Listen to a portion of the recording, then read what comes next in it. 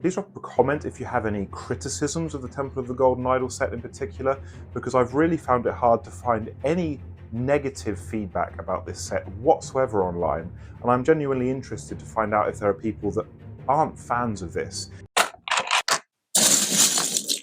Hi, welcome to Sven's Bricks. I'm here today to give my thoughts on a couple of the new Indiana Jones sets. I know I'm a little bit late off the mark, but I had to wait quite a while for the Golden Idol set to be delivered from Lego.com, so I picked up the Escape from the Lost Tomb whilst I was waiting, and then I didn't want to rush the build of the Golden Idol set, so I'd taken my time with it. But I actually love these sets, especially the Golden Idol set, so much that I wanted to make a video anyway, just to share a few of my opinions. Now, having been a child of the 80s and the 90s, I was really excited that the Indiana Jones theme was coming back. And I was obviously particularly excited about the Golden Idol set being an 18+ adult set, but I was also very interested in the other two sets. I've yet to pick up the third set, but I got this one mainly because it looked a bit more like a proper display set. But I do have some thoughts about that and whether it's worth picking up as an adult, which I'll share with you a bit later in the video. So let's start with the Temple of the Golden Idol. Now, this set for me is just about as close to flawless as you can get. It has tremendous display value, it was a terrific build all round, and it's actually really reasonably priced compared to some other LEGO sets at the moment. The building process was just a joy from start to finish. There's so much variation in the building techniques, and the pace is perfect. It's split up into 3 sections, and each section starts with a base which hides the technic parts which make up the play functions. And the further you get with each section, the more the anticipation builds towards all the detail and the colour that comes later on in each part of the build. All of the technic parts are really well hidden, with the exception of the curved piece behind the boulder, which I think is quite unavoidable. And they all work really, really well, with the exception of the boulder that just rolls a little bit too fast, which some others have commented on. As a big fan of the movie, they've really got all of the parts of the opening sequence in here. So it begins at the entrance where they have the spiders and the stalagmites coming through underneath the door and across the chasm and into the Golden Idol room. Now, the room with the Golden Idol was definitely the highlight of the build for me, mainly because of the little builds of all the amazing little faces, and there were so many moments where I just felt so much happiness building this. I'm sure you've seen all the play functions before, so I won't go through them, but I will highlight that I was particularly impressed with the third one, because I hadn't actually picked up here that there's actually 3 parts to the third play function. Firstly, there's the light that turns on, and this is using a light brick which actually really lights up well. Secondly, then the little platform for the Golden Idol lowers, and then on the third click, you get the collapse of the god's face in the temple. The whole section behind this room is a very inventive build, and the actual part that holds the light was just about the strangest thing I've ever built. We of course get the really nice prints on all of the tiles along the front here, as well as on the knobs. And in this set, actually, the stickers didn't annoy me at all, and they paste nicely throughout the instructions, and it's very easy to apply.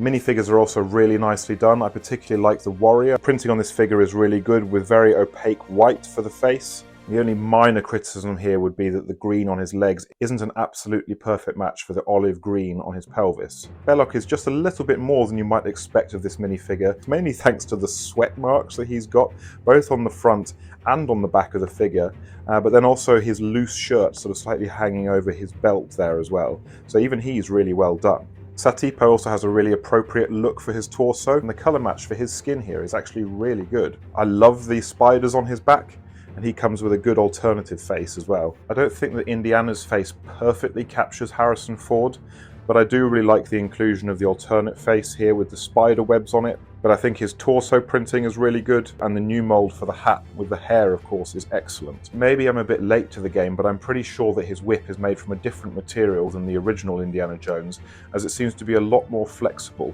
Finally, let's take a quick look at the Golden Idol as well, which is a completely new piece. It's not a repeat of the idol that we received in the original sets. And is it just me, or is there a little bit of a similarity to a West Coast rapper in his look?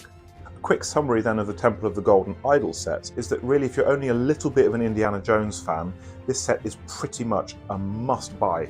It ticks all of the playability boxes, all of the design boxes, all of the building boxes, and all at the right price. And even if I wanted to be really nitpicky, the only things I could really find negative to say about this is the speed that the boulder rolls, as mentioned, but then also that one of the pieces that's used for the stalagmites, a unicorn kitty horn, had a bit of a quality issue and I wasn't actually able to insert it into this stud. Thankfully though, I got an extra one of these that didn't have the same problem, but it's definitely worth mentioning.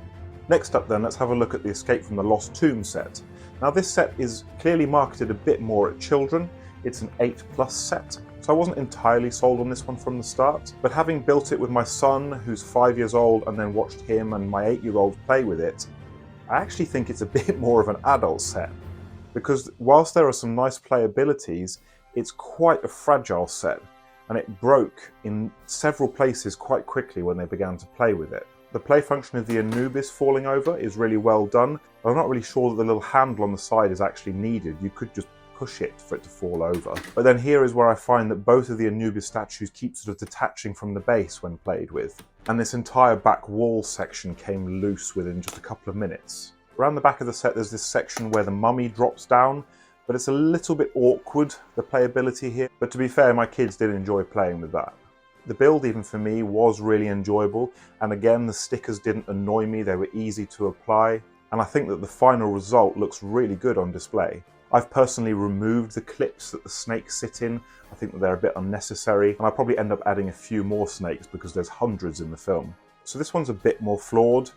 As a display model, it's really good, but then you don't really need the back of it at all, which is a bit of a shame. And as a toy, it's a little bit too fragile. But as an adult fan, I would pick this up as well, maybe make a couple of adjustments. I think it looks really good on display alongside the Temple of the Golden Idol.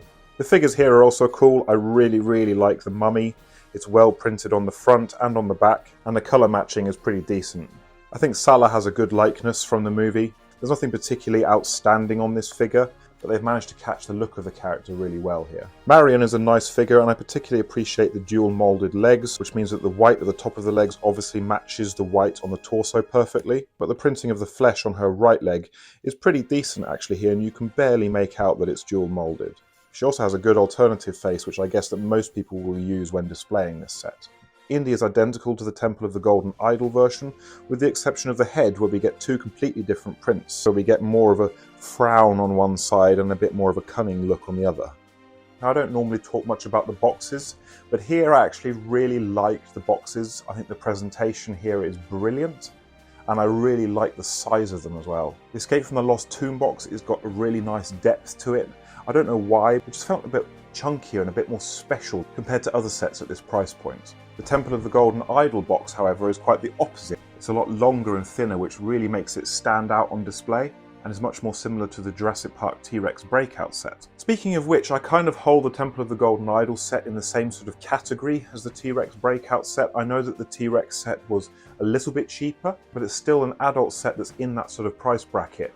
And I think that the T-Rex set had a number of flaws that the Indiana Jones set really doesn't suffer from. This isn't a review for the T-Rex breakout set, so I won't go through my issues with that set, but I think that the lack of play features in the T-Rex set is the biggest thing that lets it down. And even if I myself struggle to play with Lego due to a lack of imagination in my old age, it's the play features of these sets that really make them special for me.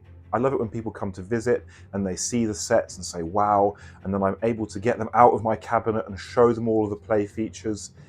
It just gives so much more value than just a static display. Now, I'm not really sure what the play features could have been on the T-Rex set, but this would probably be one of my biggest feedbacks to Lego, to try and always include some sort of play feature at least, like they have done, to be fair, in many of the adult sets. My second bit of feedback to Lego would be that I really love this price point. I don't personally have a very big budget for Lego, so I find it hard to justify buying the sort of 300, 400, 500 euro sets more than once every year or 18 months. However, the sets that are priced at around 100 to 200, for some reason I'm able to justify that a bit more, and although they're not quite as impressive or take as long time to build as the larger sets, I get pretty much just about as much enjoyment from them as I do with those.